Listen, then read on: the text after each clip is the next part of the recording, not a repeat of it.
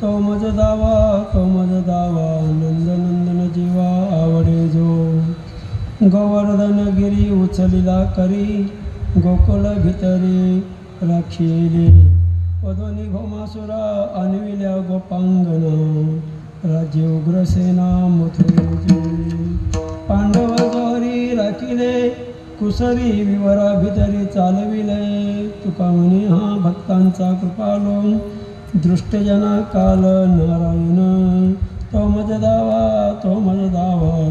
नंद नंदन जीवावळी जो पांडुरंगा करू प्रथम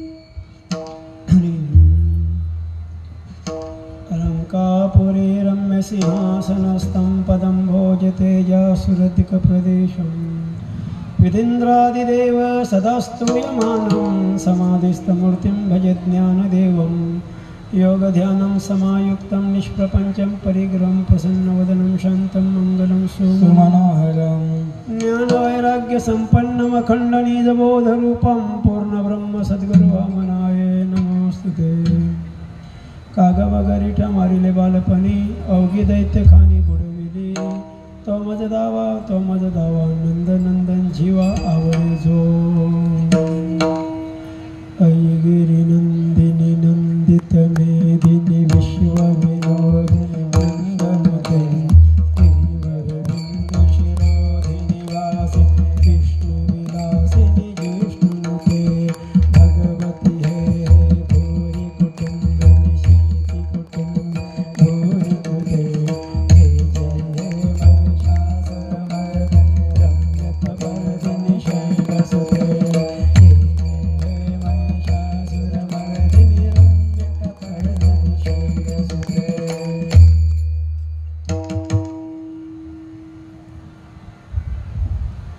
अखंड हरिनाम सत्ता पिंपळघर गोवेनका पिंपळगाव यांच्या अनुषंगाने सुरू झालेला यंदाच्या दुसऱ्या दिवसाच्या काल्याच्या कीर्तनाकरता दुसऱ्या वर्षी आणि काला अमावस्येच्या या पर्वकाला व शालिवांशक 1946 क्रोधी नाम संवत्सर फाल्गुन अमावस्या मिनेचा उत्तर भाद्रपदाबरोबर तिसऱ्या चरणातला संयोग ब्रह्मयोग नागकरण मनुष्याचा गण मध्याची नाडी अर्थात शनिवार 29 मार्च 2025 शुक्राच्या आधिपत्याखाली चालणाऱ्या ऋषभ राजाचा लग्न सुरू असताना सकाळच्या सत्रामध्ये 10:26 झालेली असताना या ठिकाणी आपण उपस्थित आहोत। या कीर्तनाची प्रारंभिक स्ट्राईकमध्ये ज्यांनी चाल गायली ते अनंत महाराज पाटील बेतवडे, गुरुवराम गुरुवारी वासुदेव महाराज म्हात्रे डोंबिवलीकरांची जवळपास 25पेक्षा जास्त वर्षे ज्यांनी गायनाच्या साथीनं साथ केली ते अनंत महाराज पाटील शिवरंजनी या रागानं या कीर्तनाचा प्रारंभ केला। त्यांना बरोबर अभ्यास आहे, देवी आहे तर देव आहे मग शिव असला पाहिजे आणि म्हणून शिवानंच त्यांनी ती केलेली सुरुवात। त्यांना नो स्ट्राईकमध्ये साथ ज्यांनी केली ते जयहरी महाराज पाटील भोपर 3 दिवस सतत ते या कार्यक्रमामध्ये ठाण मानून बसलेत। माधवजी कामत असतील, पंढरीनाथ कालन असतील आणि जयहरी महाराज ही 3 माणसं सातत्य श्रीहरी जयहरी दोन्ही नावं 2 भावांची आहेत, मी वारंवार विसरतो। या ठिकाणी उपस्थितांमध्ये पक्वादाच्या माध्यमातून तीनही दिवस आवाज द्या, तीनही दिवस हां पडवा ना आहे ते द्या, तीनही दिवस या ठिकाणी सुमितजी भोईर देसाईतून पक्वाद वाजवण्याकरता उपस्थित, खास करून आज त्यांचे वडील तुळशीराम दादा या ठिकाणी उपस्थित. एक काल असा होता की सुमितच्या हाताची गोडी म्हणजे समाज ऐकत राहायचा, दरम्यान त्याला थोडासा त्रास होऊ लागला. पुन्हा एकदा उभारी घेत सुमित आता मैदानात उभा आहे. त्या सुरुवातीच्या काळात आम्ही देसाई पायदिंडी सोहळ्याच्या माध्यमातून चालत असायचो आणि या देसाई दिंडीतून चालत असताना जसे आम्ही कीर्तनकार बनलो तेव्हा सुमितचे वडील मला बोलले होते, महाराज कधी माझ्या मुलाला कुठेही घेऊन जा, फुकट घेऊन जा, फक्त कीर्तनाला घेऊन जा. आज स्वतः तुळशीराम दादा या ठिकाणी उपस्थित. एक मोठी मांदी आली. या भागातले आपण जे सप्ते सुरू केले त्याच्यातला पहिला सप्ताह आपण पिंपलगाव पाड्यावर केला होता. ती पाड्यावरची मंडळी, त्याच्यानंतर लगेच आपण गोव्यामध्ये उतरलो. गोव्यातून आता पिंपलघर गावात आलेलो आहे. हे पिंपलघर गाव इथल्या भागातला जरी शेवटचं गाव वाटत असलं आपल्याला, तरी आपण जे गेल्या वर्षी सप्ते सुरू केले ती 4 ते 4 यांचा पहिला सप्ताह होता. आणि त्या दृष्टिकोनातून चालत असताना खारगडच्या प्रांगणामध्ये आपण जेव्हा मोठा दिव्य भव्य असा सप्ताह केला, त्या सप्ताहामध्ये लताबाई मोहन पाटील या गावच्या पिंपलघरच्या ते मला भेटल्या आणि महाराज मी तुम्हाला ओळखते पण मी नाही ओळखत ना तुम्हाला, आणि आमच्या गावात सप्ताह करायचा. बरं सप्ताह करायचा, मग चला मग आपण सप्ताह करण्याकरता एकत्र आलो. गेल्या वर्षी जी मंडळी सप्त्याचं आयोजन करत होती ते यंदा आयोजन करायला नाही पण मदतीला आहे. यंदा दुसरी 5 मुलं आहेत, त्यांनी त्याचं नियोजन करायचं. याचा अर्थ पुढल्या वर्षी अजून दुसरी माणसं असतील, मग ती क्रिकेटच्या मैदानाची असेल, बेंजो बँडची असतील किंवा महिला मंडळी असतील, त्यांच्या हातात सत्ता देऊन, एखाद्याच्या हातात सत्ता देऊन बघा, मग त्याचा एक आनंद आपल्याला प्राप्त होतो. तुला काय नाही येणार, तुला ना जमाचा, ते असं करूनच पोरांना शिकवली नाही. पोरांना कधी आपण शिकवत नाही, पाण्यामध्ये पडतच नाही, नको बुडशी इथून सुरू होतं. नुसतं तुम्ही सांगा बस अपघात झाला मिळाला की काय, इथून सुरुवात होते. किती लागले, गाडी फुटले का, त्याला खर्चटले का, डॉक्टर कधी सोडते, ही चर्चेत नाही आपल्याकडं. असे गोव्यावरून या ठिकाणी गोव्यावरून आपल्याला चोपदाराच्या भूमिकेतून अनंत दादा म्हात्रे उपस्थित. विण्याच्या माध्यमातून ज्ञानराज ज्याने आळंदीमध्ये आपलं शिक्षण घेत आहेत, ज्यांच्या गळ्यातला विणा आमदार सुभाषचंद्र भोईर साहेब यांच्या नावानं आहे. आपण जेव्हा तिरुपती बालाजी विवाह सोहळ्याचा कार्यक्रम संत सावराराम महाराज क्रीडा संकुल डोंबिवलीमध्ये केला, पिंडारकर कॉलेजच्या बाजूला, तेव्हा साहेबांनी आपल्याला 10 लाख रुपये दिले होते आणि त्याच्यातून हे 50 विण्या, 50 पकवाज, उत्तम प्रकारचे पकवाज आणि अनेक टाल, 500-600 टाल असं. आणि तिथला एक प्रसंग तुमच्या कानावर घालून, मी अनंत महाराजांना का प्रेम करतो, ते विणा जायचं होतं. आता विणा मला कळत नाही ना, आपले स्वर समजत नाही, पण जायचं होतं मिरजला, टाल घ्यायला जायचं होतं नगरला. आणि मी अनंत महाराजांना सांगितलं आपल्याला जायचं आहे, जाऊया. पण अचानक त्यांचे त्याच दिवशी सासरे वारले, सख्खे सासरे वारले. तर मी म्हटलं किती वाजता निघायचं आहे आपल्याला, म्हणजे आपण 1 वाजता निघणार आहोत, ठरल्याप्रमाणे निघायचं. सासऱ्यांना आग लावली, त्याच्यानंतर धुरपण निघायच्या अगोदर तो माणूस धावून आला आणि लगेच गाडी न जेवता गाडी चालवत आम्ही नगरला गेलो. त्या काही लोकांची आपल्यासाठी केलेली योगदानं आपल्याला विसरता कामा नाही. आपण इथे गेल्या वर्षी उतरलो, त्यानंतर लगेच 2च महिन्यात पुढे जाऊ आपण संत वैराग्यमूर्ती राजाराम महाराज संते घारिवली, की ज्यांच्या माध्यमातून एक वैराग्य काय असावं ते मूर्तिमंत पुतला म्हणून आपण राजाराम महाराजांकडे पाहतो. त्यांच्या पुण्यतिथीचा एक सोहळा केला. तिथून बाहेर पडल्यानंतर लगेच मार्गशीर्ष महिन्याच्या अमावस्याला माझा वाढदिवस असतं आणि त्या दिवशी या अडिवलीच्या मंडळीने, ही सगळी अडिवलीची मंडळी माझ्या समोर आहे, सगळ्यांची नावं मला माहीत नाही. ज्यांना फोन करतो रमाकांत दादा की गणेश दादा, हीच म्हणजे त्यांची नावं फार लोकांचे काही ध्यानात राहत नाही आणि ध्यानात ठेवून काही फायदा पण होणार नाही आपल्याला. तुम्ही साहेब थोडे तुमचं नाव घेतलं की काही मिळालं. आणि ही सगळी या मंडळी या ठिकाणी उपस्थित. सिद्धेश्वर इथे आहे, ज्ञानराज सकाळी पहाटेच काकड्याला येत असतं, श्रीराम आहे काकड्याला येत असतं, त्यांची बहीण येत असतं माऊली, आणि आशाताई पण येत असतात. सगळं घराणं सातत्यानं इथे येत असतात. काकड्याला कालच्या दिवशी पंडित मामा खास करून इथे होते आणि ते दोन्ही दिवस काकड्याच्यासाठी या भागातले काकड्याची सेवा सतत करणारी मंडळींमध्ये जर कोणाचं नाव लागत असेल तर मग बलराम बुवा असते, आपले इंद्रजित दादा असतील, ही सगळी काल्याचं कीर्तन म्हणजे आतापर्यंत तुम्ही कोणाकोणाने काय काय काम केले त्याचे वर्णन करून त्यांना धन्यवाद देण्याचा, धन्यवादाचा कार्यक्रम, बाकी काय नाही सांगत आहे. तरी पण एखाद 2-3 नावं शेलके मला राहू शकतात. त्या कार्यक्रमामध्ये महिला वर्गांचा आज हिरवा रंगाच्या सोनेरी त्यांनी साड्यांना काठ लावले, तर मग त्यांच्या तिजोरीत किती पैसा असेल याचाही तुम्ही अंदाज घेऊ शकता.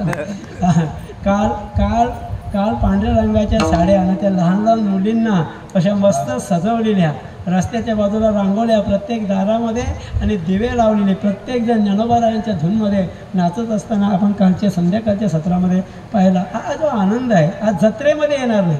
जत्रा म्हणजे जा तरा नाही तर मरा, यात्रा म्हणजे या आणि फक्त तरण्याचं काम.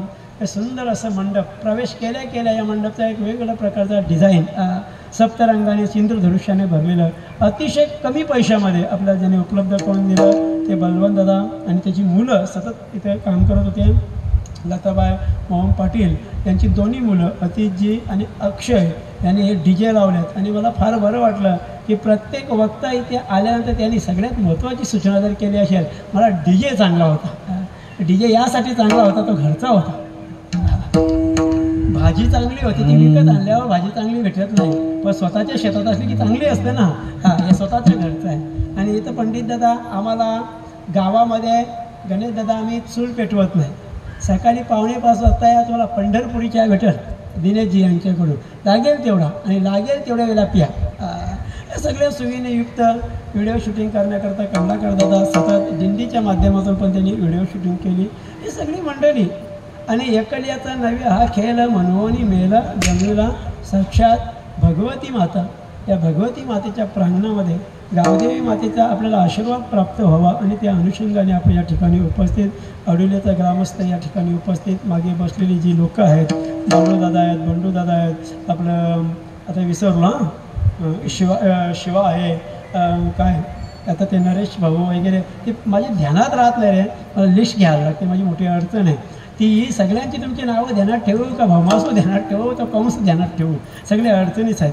या सगळ्यांसमोर अतिशय विनम्रतेने नतमस्तक होतो. खारगाववरून हनुमानजी रोजच इथे ठाण मांडून बसलेली माणसं. लोकांना काही घरात काम धंदे नाही असं नाही, असं नाही, कामधंदा आहे. काही तर लोक जेवायला येत नसतात. जेवायला इथे यायचा झाला तर 70 रुपये द्यायचे, 70 रुपये यायचे, 140 रुपये द्यावे लागतात. 140 रुपयात दादा घरात जाऊन मस्त लसी ताक बीक पिऊन जेवण होईल. मग लोक येतात कशाला, लोक चांगले 2 शब्द ऐकतात, ती साधू संतांची भेटी होतील, गाठी होती, या दृष्टिकोनातून वाटचाल करण्याकरता येत असतात. सकाळच्या सत्रामध्ये मी फार या गोष्टीने स्वाभिमानाने बोलीन की आतापर्यंत तुम्ही काकडा आरती करणारी मंडळी एवढी 35-40 महिला आणि मग पुरुष एक 25 आहेत, एवढी लोक एका वेळी काकडा आरतीला शक्यतो पाहत नसाल. काकडा आरती कठीणच. का कठीण? सगळ्यात पहिलं म्हणजे तिथे 5 वाजता पोचायचं असतं, म्हणजे 4 वाजता उठायला लागतं. ही सगळ्यात मोठी अडचण असते. आणि आपण सगळे सूर्यवंशातले 8 वाजता उठणारी मंडळी, कसं काय व्हायचं आपलं?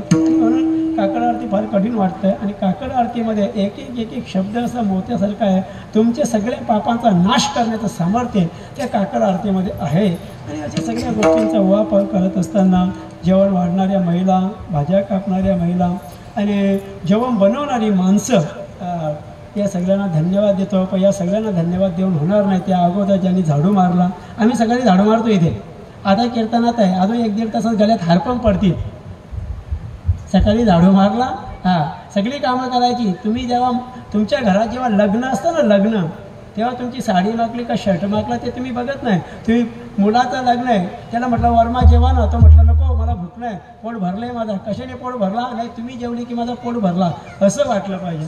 आपली थाली आधी भरत असाल तर त्याचं वाक्य असं छान आहे, मेलेल्या माणसाच्या टाळूवरचा लोणी खाणारी माणसं आणि इथे आयती फुकटी खाणारी माणसं दोन्ही एकसारखीच असतात. अमावस्या आहे, त्यामुळे अमावस्याला मी शांत बोलायचा प्रयत्न करतो, पण ते होत नाही. जन्मल्यात अमावस्याला त्याला करता काय विठ्ठल? सगळे मंडळी या ठिकाणी उपस्थित, ग्रामस्थ मंडळ पिंपळघर, तरुणांनी खूप मेहनत घेतली. रात्री बरीच मुलं, 10-12 मुलं इथं उपस्थित होती. विण्याचा पहारा त्यांच्या माध्यमातून झाला. ज्या दिवशी ज्या दिवशी सप्ताह करणाऱ्या मंडळींना विण्याचा पहारा करणारी माणसं विकत आणायला लागतील त्या दिवशी त्यांनी सप्ते करणे बंद केले पाहिजे. आपण आडवलीमध्ये उभे होतो, आडवलीचीच माणसं, रात्रभर जागलेली माणसं. आडवलीमध्ये महिला वर्ग स्वतः भांडी घासत होत्या. आडवलीमध्ये सगळी माणसं सतत काम करत होते. एकापेक्षा एक कसं आपण चांगला मेसेज समाजाला देऊ शकतो याचा विचार केला पाहिजे. आणि तुम्ही सगळी माझी आहात ना, जरी मी तुम्हाला तुमचा वाटतो न वाटतो मला माहिती नाही, नक्की याचे 2 परिणाम तुम्हाला पाहायला भेटतील. एक परिणाम असा होईल, अरे रे 2 दिवस मस्त आम्ही कथा ऐकत होतो, भजन ऐकत होतो पंडित दादा, आता संध्याकाळ झाली, काही करमत ना आम्हाला, काय सप्ताह संपला, फार वाईट वाटतं. एक. आणि दुसरा गट, आवाज येणे बंद झाला का, ही बोलण्याची पद्धत, त्यांना त्याचा तपास पण नसतं. 2 अशा दोन्ही प्रकारच्या गोष्टी आपल्याला पाहता येतं. संभाजी महाराज यांच्या पुण्यतिथीचा आजचा दिवस आहे. औरंगजेबानं त्यांना एकदम क्रूरतेनं हालहाल करून मारलं. असं मारलं तरी देखील त्याने आपला धर्म सोडला नाही. तसा वारकऱ्यांचा एक धर्म आहे, स्वाध्याय परिवारी लोकांचा एक धर्म आहे, बैठकी लोकांचा एक धर्म आहे, तो सगळ्यांनी पालन केला पाहिजे. आज सकाळी बैठकीच्या लोकांनी इथे येऊन मनाच्या श्लोकाचं पारायण केलं. कालचे 2 दिवस स्वाध्यायी मंडळींनी येऊन गीतामातीचं पारायण केलं. सगळे संप्रदायाने घेऊन चला, सकलांची येते आई यारे लहान थोर, या सगळ्या गोष्टी आम्हाला संतांनी याचसाठी सांगितल्या की तो परमात्मा आम्हाला प्राप्त झाला पाहिजे. आणि त्या अनुषंगाने वाटचाल करत असताना जेवण बनवणारे, वाढणारे सगळे लोक कामं टाकून आलेले असतात ना. कोणाला साखरपुड्याला जायचं असतं, कोणाला लग्न जुळवायला जायचं असतं, कोणाला लग्न म्हणजे तोडाला जायचं असतं. हे सगळी कामच आहेत ना ती. माणसं पापाचं कर्म जेवढं मन लावून करतं ना तेवढं मन लावून पुण्याचं काम नाही करत. 100 नोटांचा बंडल मोजताना एक पण नोट चुकत नाही. 98, 99, 100 एक नोट चुकत नाही. एवढं मन लावून मोजली जाते. पण माल जपत असताना मात्र 3 वेळा बघायला लागतं, पोचलं का, मनी आला का, कधी नसतं. मन लावून प्रपंचात जेवढं चाललं ना तेवढं ज्या दिवशी परमार्थच करायला लागेल ना त्या दिवशी नौका पार झाल्याशिवाय राहणार नाही. आणि म्हणून त्या दृष्टिकोनातून वाटचाल करत असताना सगळ्यांसमोर अतिशय विनम्रतेने नतमस्तक होतो. सप्ताहांचा राजा मनोहर शेठ कडू रस्त्यात आहेत. थोड्याच अवधीत त्यांचंही आगमन होत आहे. कॅमेरामॅन मयूर म्हात्रे के साथ समाजरत्न हनुमान महाराज पाटील, कोळेगाव, पिंपलघर. विठ्ठल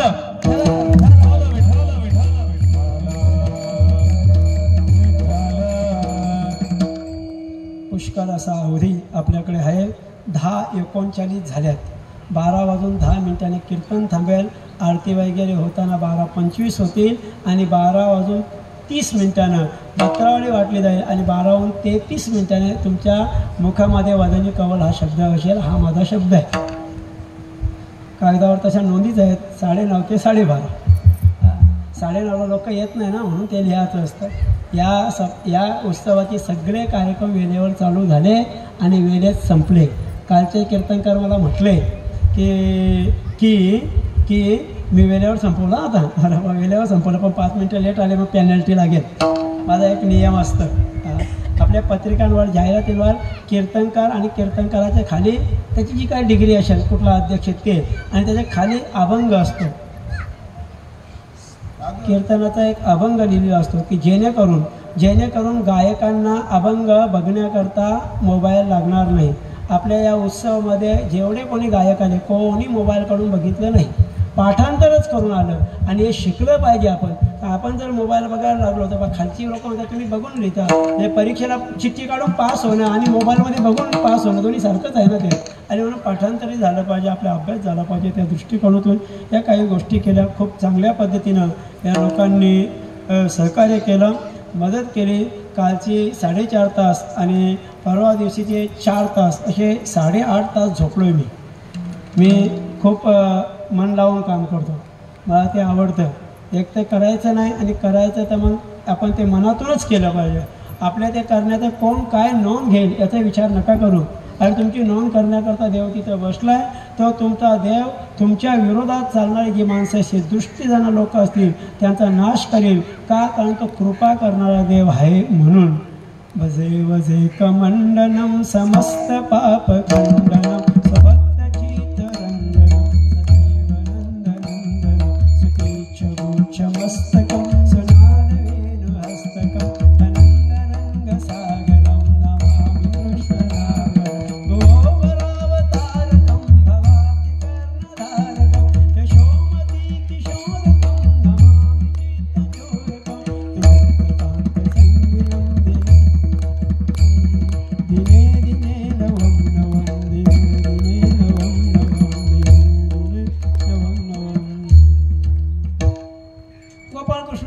परमात्म्याच्या चरित्राचं चिंतन करणं म्हणजेच काला करणं हा एक नियम आपल्याला संतांनी घालून दिलेला आहे. उत्तर भारतामध्ये गेलो की काला वगैरे नसतं. उत्तर भारतामध्ये गोवर्धन पूजा आणि गोवर्धनाला 56 दिलेले भोग. गडबड नाही करायची. कीर्तन चालू आहे. कोणी राजांचा राजा आला त्यांनी गडबड नाही करायची कीर्तनात. फार तर तुम्ही आम्हाला सगळं येऊ नका, चालेल ते आम्हाला, पण संप्रदायाला धक्का बसण्याची एकही गोष्ट करू देणार नाही आणि आम्ही खपू घेणार नाही.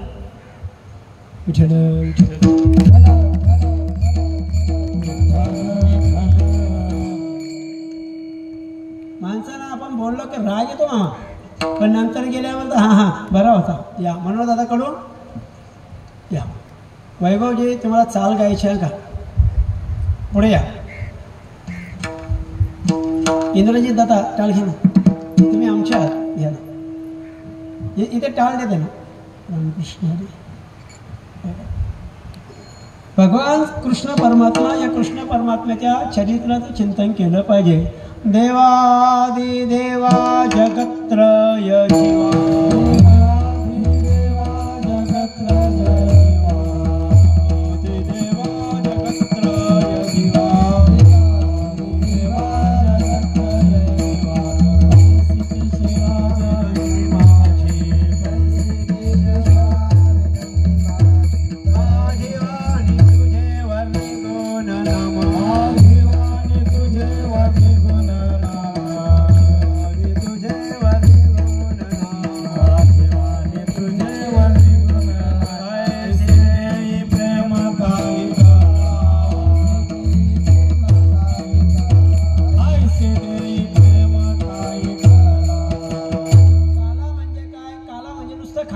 खाण्याच्या पूर्वी देवाच्या चरित्राचं वर्णन करणं. कोणत्या देवाच्या चरित्राचं? जे चरित्र देवाने गोकुळामध्ये केलं त्या चरित्राचं चरित्र ते उच्चारावे.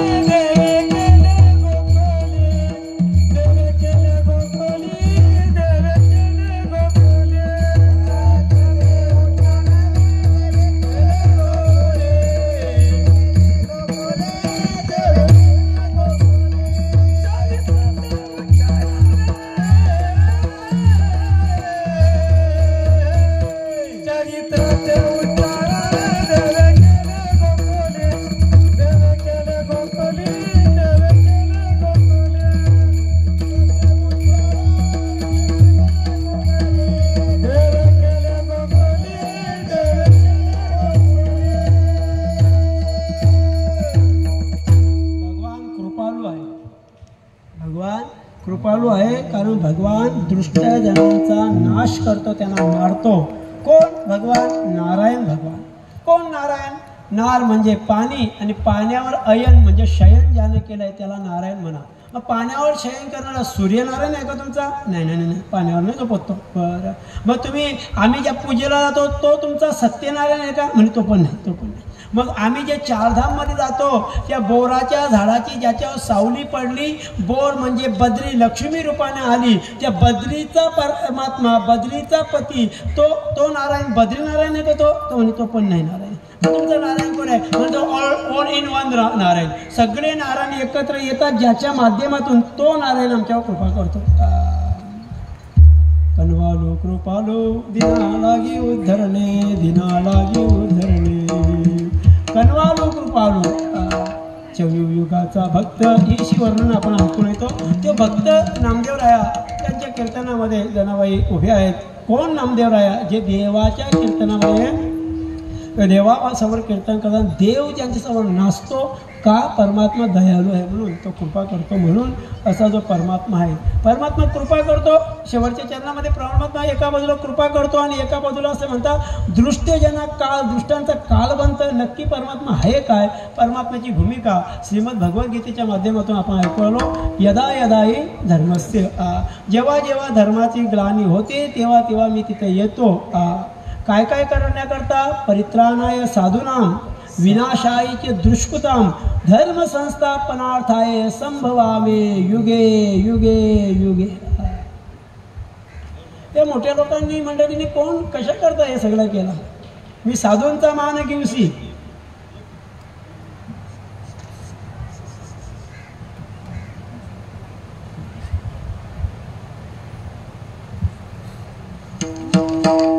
साखरपुड्याला गेल्या ना का त्या बाया अशा थंडा घेऊन येतं मध्ये मध्ये मध्ये आपल्याला ते नवरा मारो तरी नका नवरीला लगेच मारू, आता जेवण तर घ्या तिचा, काय पडलेलं नसतं. ते कीर्तनात पण त्याच पद्धती यायला लागल्या आणि मग कीर्तन पण तसंच जर असेल तर मग ते ढिंगाणं नाही, ढिंगाण्यात काय फरक आहे सांगा ना. आता बोलणं तुम्हाला सगळ्यांना लाईक शिडी येत अशी येते आहे, पण जेव्हा तुम्ही गप्प बसून निर्णय घेत असाल ना तेव्हा वाटत आहे ना तो बरोबर बोलत होता, पण त्याला तेवढी वेळ निघून झालं, आयुष्य निघून जाईल आपलं.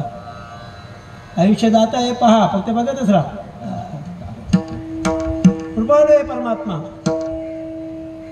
तो अनेक वेळा अवतार धारण करतो. अवताराच्या राशी तो हा उभा विटे, शंख चक्र गदा पद्म सहित.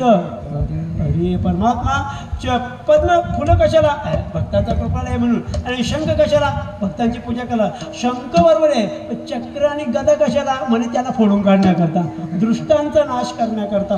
देवाच्या अवतारांचा विचार केला तर गर्गसंहितेने आपल्याला 6 प्रकार सांगितले. अंश, अंशांश, कला, आवेश, पूर्ण आणि परिपूर्ण. पूर्ण अवतार रामरायाचा आहे आणि परिपूर्ण अवतार भगवान कृष्ण परमात्म्याचा आहे. पूर्ण अवतार रामकृष्ण, दुर्जनांचा येणे करोनी संहार. पूर्ण अवतार रामकृष्ण, दुर्जनांचा संहार करण्याकरता देव येतो. साधूंचा मान गिवसी, साधूंना मान देतो. साधूंना ज्यांनी त्रास दिले त्यांना तो मारतो आणि मग धर्माशी छेदवरी वा धर्माशी नीतीशी, धर्मनीती टिकवण्याकरता परमात्मा इथं सातत्याने येतं. धर्म टिकवण्याकरता आलेला परमात्मा धर्माच्या मार्गाने चालणाऱ्या लोकांना सपोर्ट करतो. धर्म रक्षावया अवतार घेसी,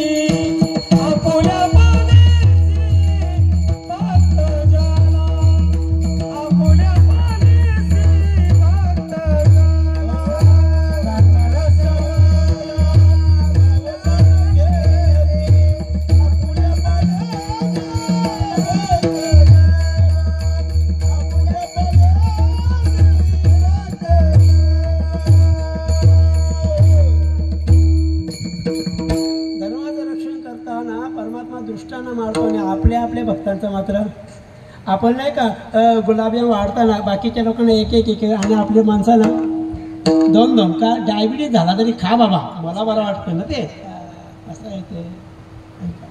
भक्तजना, भक्तांचं कल्याण करण्याकरता परमात्मा इथे येतो. जेव्हा जेव्हा येतो भगवान प्रभू रामचंद्र काय रावणाला मारायला आले. साधूंचा मान घेऊशी, साधूंच्या मुखातून गेलेले शब्द पूर्ण करण्याकरता प्रभू रामचंद्रांकरता ते बंधनकारक होतं.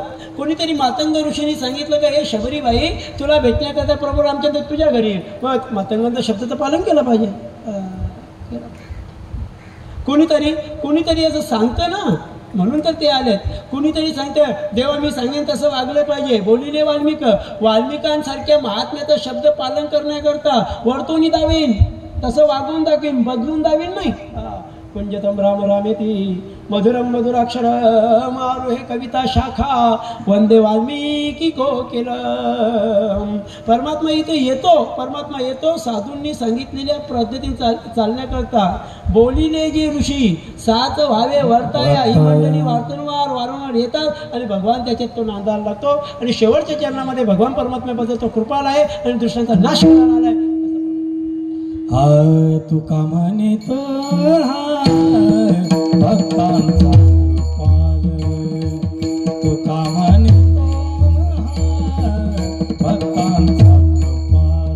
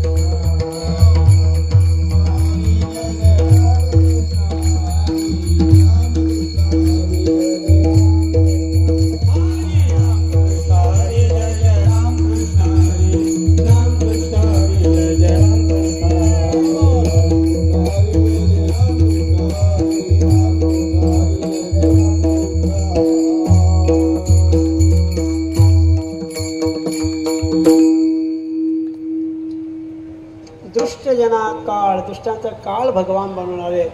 कोण कोण दृष्ट आहे, कोण भगवान आले, त्याचा विचार आपण करतो. ऐका, नीट ऐका. सूर्यवंशामध्ये वैवस्वत नावाचा मनु जन्माला आला. त्या वैवस्वत म्हणजे श्राद्ध देवाला श्रद्धा नावाची एक पत्नी तयार झाली. त्या श्रद्धेला मुलगी व्हावी असं वाटत होतं आणि श्राद्ध देवाला वाटायचं आपल्याला मुलगा झाला पाहिजे. दोघांना मूल व्हावं वाटायचं, तर एकाला वाटायचं मुलगी व्हावं आणि एकाला वाटायचं मुलगा. पण मूल काही होईना. म्हणून त्यांनी साधू पुरुषांची भेट घेतली. ते म्हटले काय नाही, एक यज्ञ करा. यज्ञ केला की मूल होईल. यज्ञाची तयारी झाली. होता बोलवण्यात आला. होता म्हणजे मंत्र म्हणणारा. होता असतं, अधुर्य असतं, ते उद्गाता असतो. 4 वेदांचे मंत्र बोलणारी 4 वेगळी मंडळी आहेत. त्यांना तिथी पदं देण्यात आलेली आहे. आणि त्या होत्याला राजाने सांगितलं मंत्र म्हणताना असं म्हणायचं की मुलगा झाला पाहिजे. चालेल, सुरू झालं. यज्ञाची पूर्णाहुती यायला काही दिवस शिल्लक आहेत. तर तिने विचारलं, काय रे होत्या, मंत्र बोलतोय कसला? म्हणजे मुलगा झाला पाहिजे बाईसाहेब तुम्हाला, मला मुलगी पाहिजे. तर राजाने तर सांगितलं मुलगा पाहिजे. तुम्ही राजाचा नाही का ऐकू, तुम्ही माझा ऐका. मी बाईसाहेब तुमचं कसं ऐकू शकतो? मला राजाने सांगितलंय. अरे तू काय, राजा मी माझाच ऐकतो. असंच असतं का? राजाचं बरोबर आहे. तू सरळ सरळ पुरुष वर्ग बायांचं ऐकतो. कधी बाया माझा नवरा माझा ऐकतो. काय काय संसार सगळं अडचण येईल. आता राजाला आनंद वाटला. राजाला वाटला मुलगा होईल. जन्मोत्सवाचे जन्म आता येईल ना. ते घडता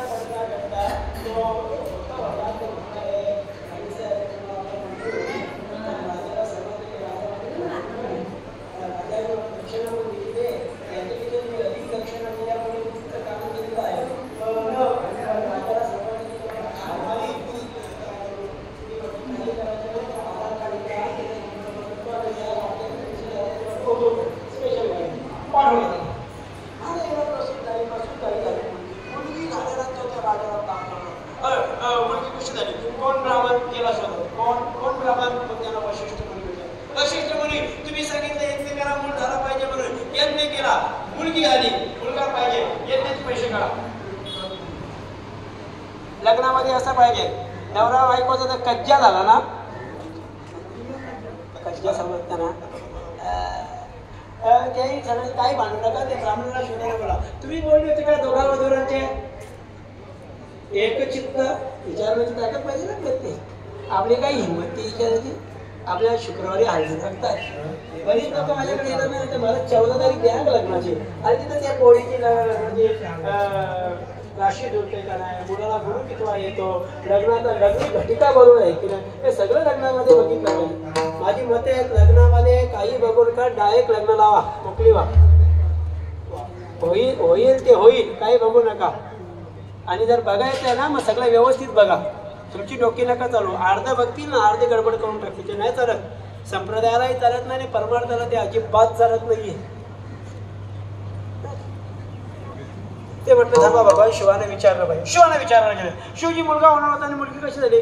शिवजी म्हटले मंत्र बोलणारा तो होता त्यांनी गडबड केली. मी काय करणार ते सांगू नका. तो माझा शिष्य आहे श्राद्धदेव, त्याला मुलगा पाहिजे.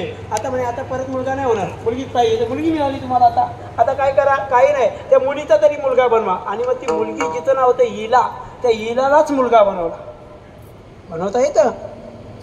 जेही निमिष मात्र देह पालटीला स्त्रियेचा तो केला पुरुष. 750 वर्षापूर्वी ज्ञानोबारायांनी एका स्त्रीला, तरुण लग्नाच्या हळदीतून निघून आलेल्या एका स्त्रीला पुरुष बनवलं. आत्ता अलीकडे तर त्या काळात ते शक्य झालं. तो बनला मुलगा आणि नाव ठेवलं सुदुम्न. एक दिवस सुदुम्न घोड्यावर बसून शिकारीला गेला. शिकारीला गेल्यानंतर अशा वनामध्ये गेला. त्या वनामध्ये गेला, ज्या घोड्यावर बसला ती घोडाच घोडी बनली. तर तो राजा स्त्री बनली. श्राद्ध देवाला समजला आपला मुलगा मुलगी बनले, काय करावं. परत गेले वशिष्ठ, माझ्या मुलीला मुलगाच बनवा. ते म्हटले थांबा ना, शंकराकडे चला. भगवान शंकराकडे आले. शिवजी म्हटलंय मी आता त्या मुलीचा मुलगा बनवू शकत नाही. म्हणजे मागे तर बनवलं होतं तुम्ही, आता का बनवत नाही? ते म्हटले मागे बनवलं होतं तेव्हा माझं काही वेगळं कारण होतं आणि आता मी बनवूच शकत नाही. कारण काय? यासाठी बनवू शकत नाही, घरातून मला दबाव आहे. काय घरातून दबाव आहे?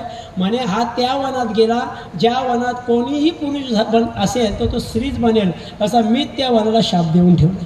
कारण काय? म्हणे आम्ही दोघं सती आणि मी शिव दोघं जोडीने त्या वनात असताना काही साधू पुरुष ऋषी मंडळी आम्हाला भेटायला आले. आम्ही एकांतात होतो.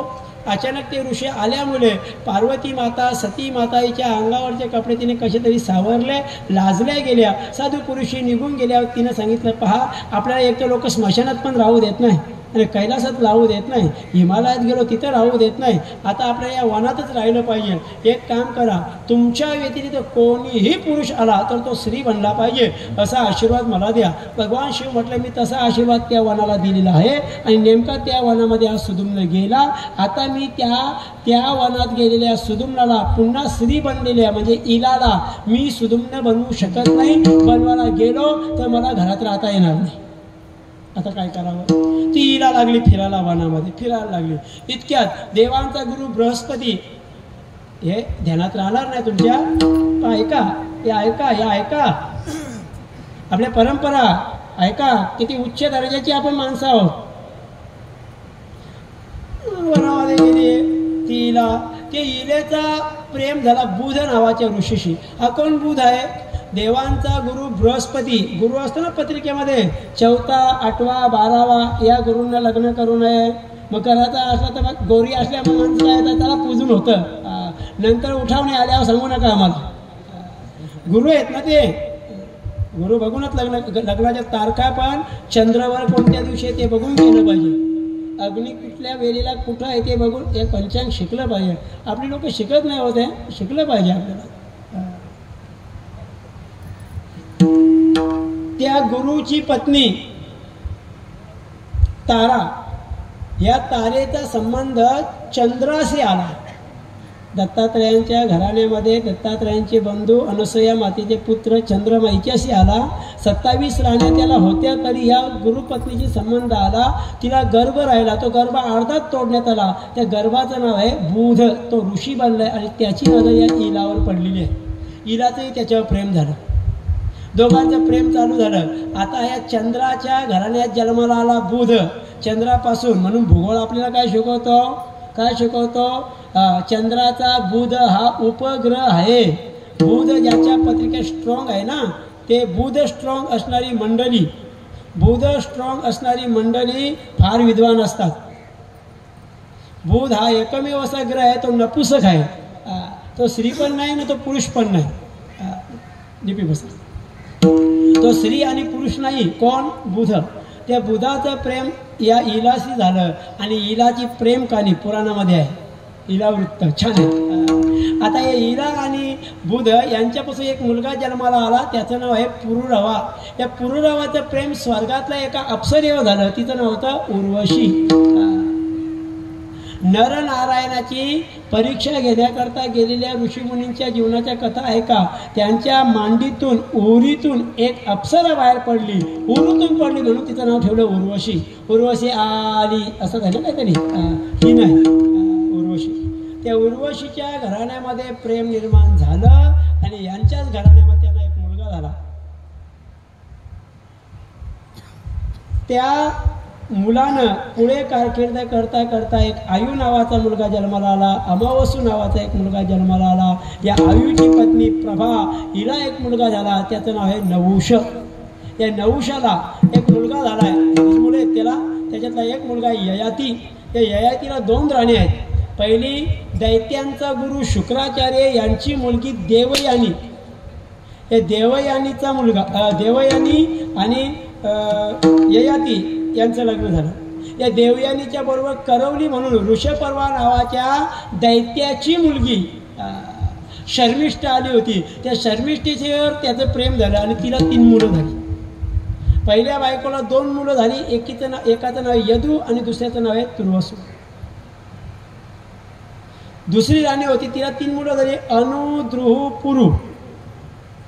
ययातीला त्याच्या सासऱ्याने शाप दिला की तू म्हातारा होशील आणि म्हातारपण जाण्याकरता त्याला असं सांगण्यात आलं, तुझा कुठलाही मुलगा तुला तरुणपणा देत असेल आणि तुझं म्हातारपण घेत असेल तर तुला तरुणपणा येईल. आणि म्हणून पहिल्या बायकोच्या मुलानं, दोन्ही मुलांना त्यांना कुठल्याही प्रकारचं तारुण्य दिलं नाही. दुसरी पत्नी जी आहे तिच्या मुलापैकी शेवटचा मुलगा पुरू यानं तारुण्य बापाला दिल्यामुळं बापाने सगळी प्रॉपर्टी त्याला दिली. आणि मग पुरू, या कुरु वंशाच्या परंपरेमध्ये जो पुरू नावाचा राजा आहे ना, या पुरू नावाच्या राजाला राज्यपद प्राप्त झाला.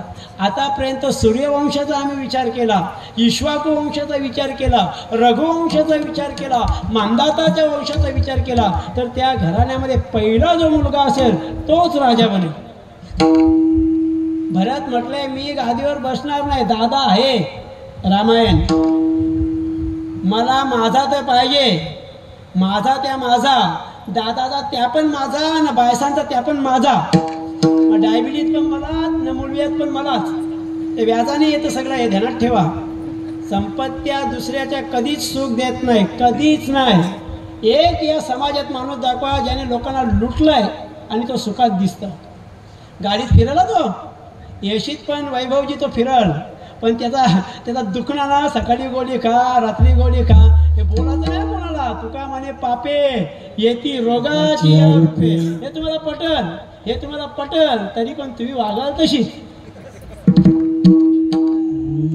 ऐका, आता या नहुष नावाच्या राजाच्या घरात ययातीला मुलगा पुरू, पुरूच्या या वंशामध्ये मोठी परंपरा चालू झाली.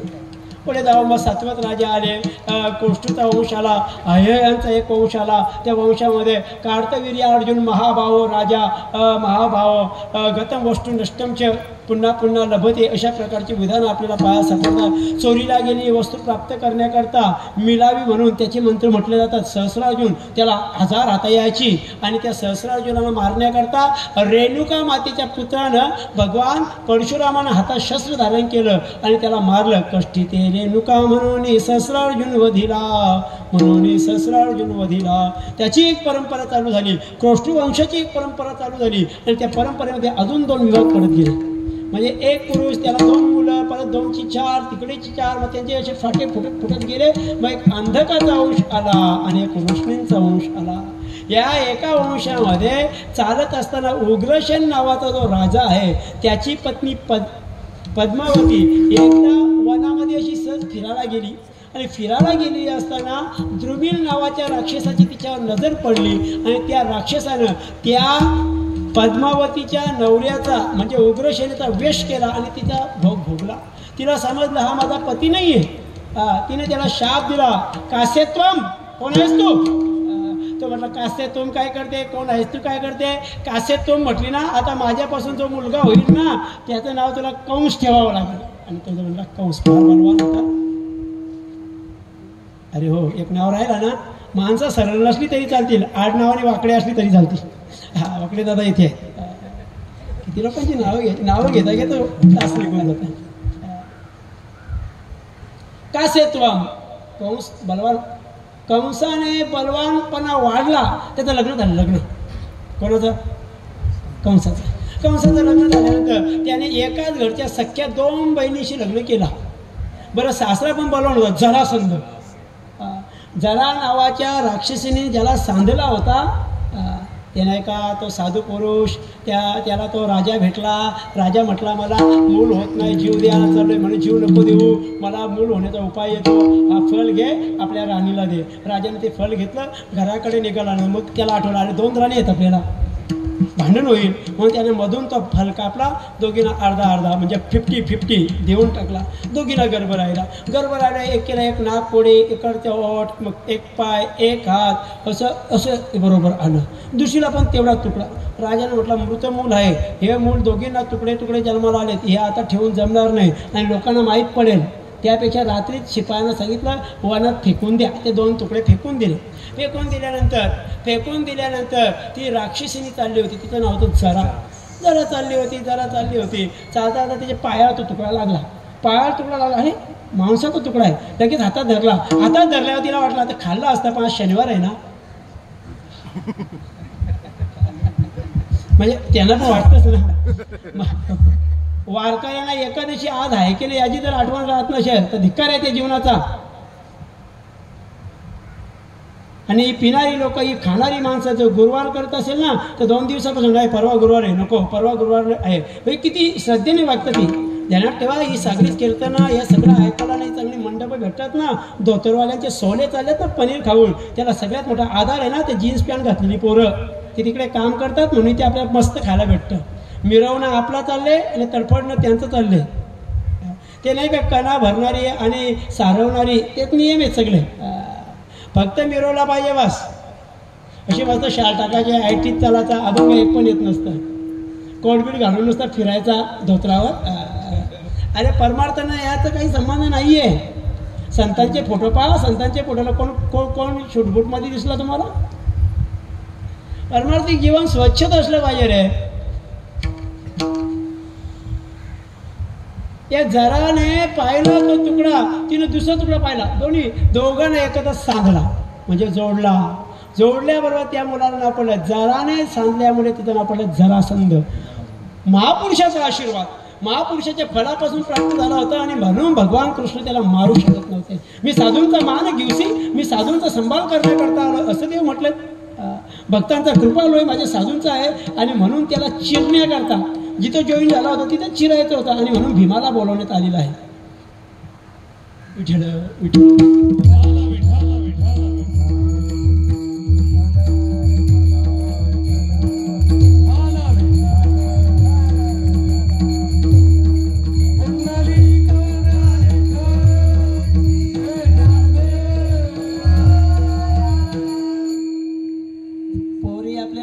ब्युटी पार्लर करतात ना त्याचा फायदा आहे. ते उडतं ना मध्ये लगेच पिन लावायची, नाहीतरी पिना लावायला शिकलं पाहिजे माणसाने.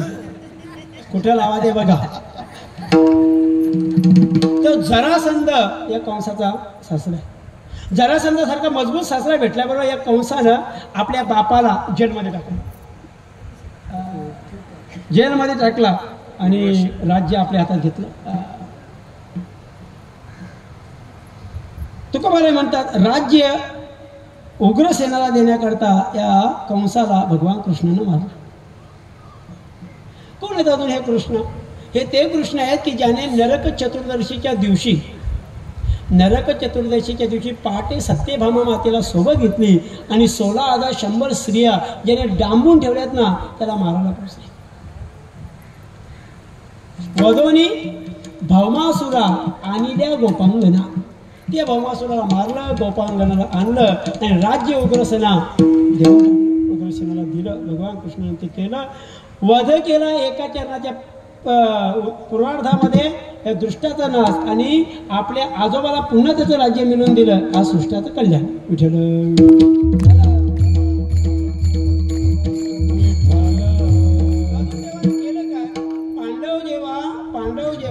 लाक्षागृहामध्ये गेले तेव्हा लाक्षागृहातून बाहेर पडण्याकरता मार्ग याच देवाने केला. भक्तांचा कृपाला आहे म्हणून. हे सगळे अभंगाची चरण आहेत बरं का. आणि म्हणून ती चिंतन फास्ट मी बोलत चाललंय, पण थोडंसं बोलायचं.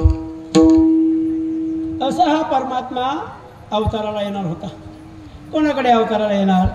मग वसुदेव आणि देवकी माता यांच्या उदरी भगवान 8व्यांदा जन्माला आले.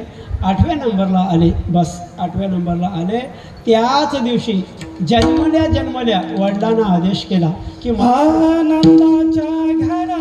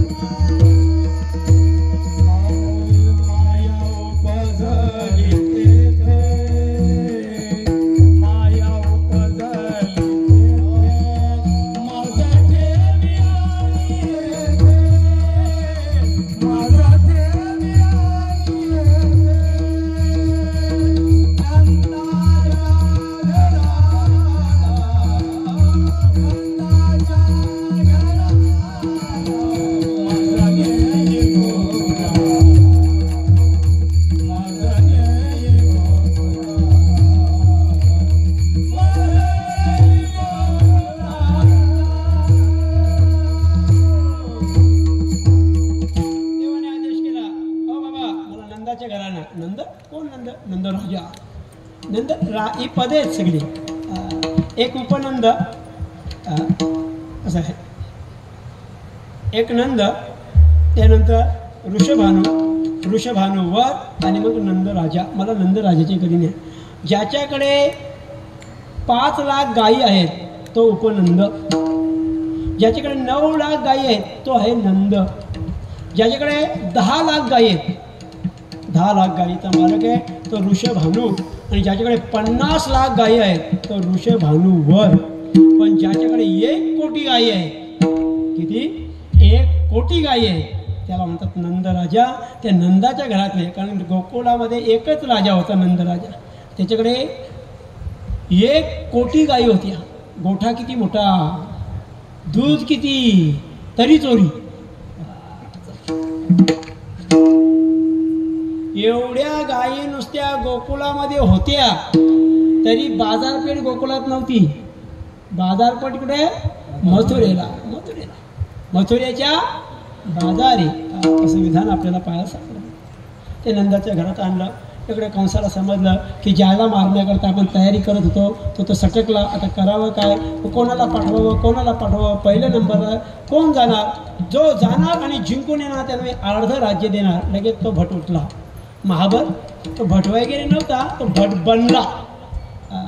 तो म्हटला मी मारून येतो. कसं काय मारणार ते तुम्ही विचारत ना, मारणं काम माझं आहे, तुम्ही अर्ध राज्याचे कागदपत्र तयार ठेवा. ठीक. तो लगेच निघाला. जाताना त्याने शेंडी ठेवली, एक जानवं ठेवलं, पंचांग हातात घेतलं. शालिवांश 1947. आता चालू होईल उद्या. गुढीपाडवा आहे त्यांना ठेवा. करा आज 31 संपला एकदा सप्ताह. म्हणून दादा या गावात फक्त एकच मालकरी आहे, तोही गेल्या वर्षी झाले. आणि मालकरी कमी असले ना की माझा असा अनुभव आहे, कार्यक्रमाला टेन्शन नसतं, सगळी चुपचाप ऐकतात ना. तुम्ही याचा अर्थ काय, याचा अर्थ तुम्ही असले म्हणजे मालकरी ऐकत नाही का, ऐकतील ते.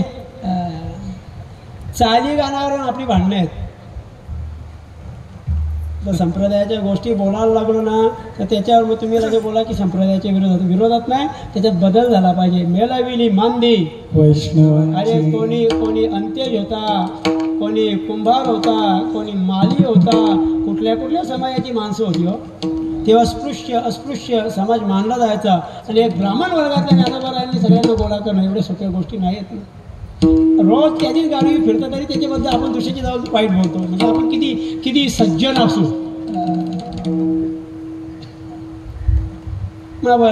भट बनला, त्याने जानवं घातलं, निघाला. पंचांग सांगू शकतो मी, पंचांग. बर यशोदा मला म्हटले आपल्याला आता तुम्हाला झालं पंचांग बघितलं पाहिजे, बसा म्हणजे पाठ द्यायला लागेल. बरं पाठ दिलं. आता अजून एक पाठ द्या पंचांग ठेवण्याकरता. बरं मूल आहे, बरं तारीख सांगा. रात्री जन्माला. गाडून टाक. अहो एकच कसं तरी मुलगा जन्माला आलेला आहे आणि त्याला पण तुम्ही गाडून टाका म्हणता, त्याची पत्रिका बरोबर नाही. मूळ नक्षत्रच आहे.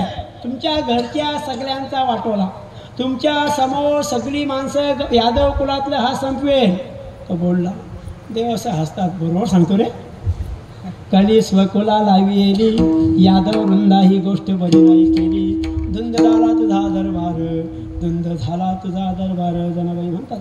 देवाने कली लावली नाही का घराण्यामध्ये. यादव एकमेकाला मारून दारू पिऊन धुंद झाले आणि मग मारले गेले ना, मदिरा पिऊनच मारले गेले ना. आता सांगा मग त्यांनी सांगितलं वाक्य चुकीचं होतं का? नाही. यशोदे या मुलाला गाडून टाक. का यो तुझ्या घरात दूध असताना दुसऱ्यांच्या घरी जाऊन चोरी करी. चोर मुलगा तुला ठेवू नको. यशोदा म्हटलं या मुलासाठी आमच्या या परिवारानं सतत एकादशीचं व्रत केलं आणि याला कुठे गाडू. चांगलं बघा ना जरा, चांगलं. अरे याला एक बहीण होणार आहे, त्या बहिणीला पळून जायचा सल्ला देईल. हा सुभद्रा मात्याला सांगितलं की नाही, तो अर्जुन दिसतो तुला, दिसतो साधूचे कपडे, काय साधूचे नाही ते कपडे, ते साधूचे जरी कपडे दिसत असले तरी तो अर्जुन आहे. जाते का? यशोदे अजून एक सांगतो, हा पहिल्यांदा लग्नाला उभा राहील ना ते तिला पळून आणेल जिच्या अंगाला दुसऱ्याच्या नावाची हळद लागलेली असेल. रुक्मिणी माते देव एकदम हसला. अरे पठ्ठ्याला सगळं ज्ञान आहे रे पंचांग.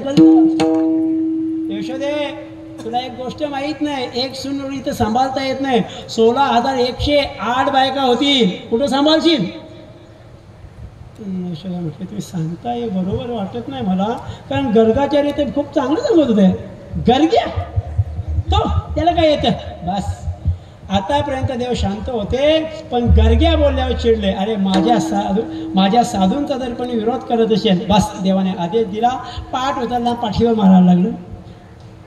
जानवे तुटले, पंचांग फाटले, धोतर गळाले धुंगणाचे, विटंबिला भट आणि दिला पाठीवर मारला. आणि इकडे तो गॅलरीतूनच बघत होता, कधी येईल बातमी. आणि इतक्यात तो आला, कंसा मरशील, लवकर मरशील. म्हणजे का, कुठून मारतात दिसत नाही. तो चष्मा जरी लावला ना मोग्यांब खुश व्हायचा, तरी दिसत नाही म्हणे. समजलं ना, नाही दिसत. मग इतक्यात एक महिला उठली, नेमपती म्हटली मी जाते. तिथं नाही, पुतना निघाली. आणि पुतना म्हटले मी मारू शकते. पुतनाने आपल्या स्तनामध्ये विष भरलं, दूध भरलं आणि निघाली. ती वरून सुंदर होती, पण आतून वृत्ती बरोबर नव्हती. बरं ती का अशी होती? ही पुतना मागच्या जन्मात रत्नमाला होती. मागच्या जन्मामध्ये बली नावाच्या राजाची पत्नी विंध्याबली यांना झालेली मुलगी रत्नमाला. ज्या दिवशी बलीराजाच्या दारात वामन भगवान पोचले, वामन म्हणजे बटुके, ते पोचले. आणि वामनाला पाहून तिला असं वाटलं, असा जर मुलगा मला झाला तर मी याला दूध पाजीन. वात्सल्य भाव प्रकट झाला. पण थोड्याच वेळात तिने पाहिलं की माझ्या बापाला यानं त्यांच्या डोक्यावर पाय ठेवून रसातलात पाठवलं. एक दिवस या मुलाला मी मारीन असं पण ठरवलं. मला दूध पाजण्याची भावना म्हणून दूध स्तनात आहे, आणि मारीन या भावनेच्या दृष्टिकोनातून विष आहे. वामन अवतार झाला, परशुराम अवतार झाला, राम अवतार झाला, आणि मग कृष्ण अवतार झालाय.